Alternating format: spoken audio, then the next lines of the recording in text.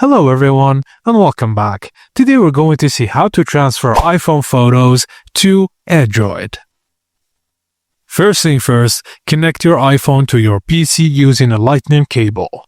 Turn on and unlock your iPhone, and when prompted, tap Trust this computer and enter your PIN.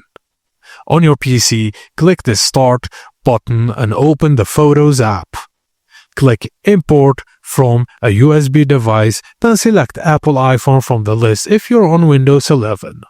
Now follow the instructions to pick which photos you want to import and where to save them. Then click Add Items, Import, then wait for the transfer to be completed. Now connect your Android phone to your PC with a cable, and on your Android device, swipe down the notification shade.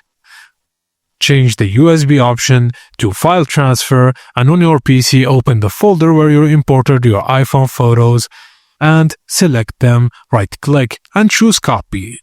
In the File Explorer, open this PC and then your Android phone location. Open the DCIM or Pictures folder and right-click inside the folder and select Past. And done, your iPhone photos are now available on your Android device. Thank you for watching, and please don't forget to like and subscribe for more.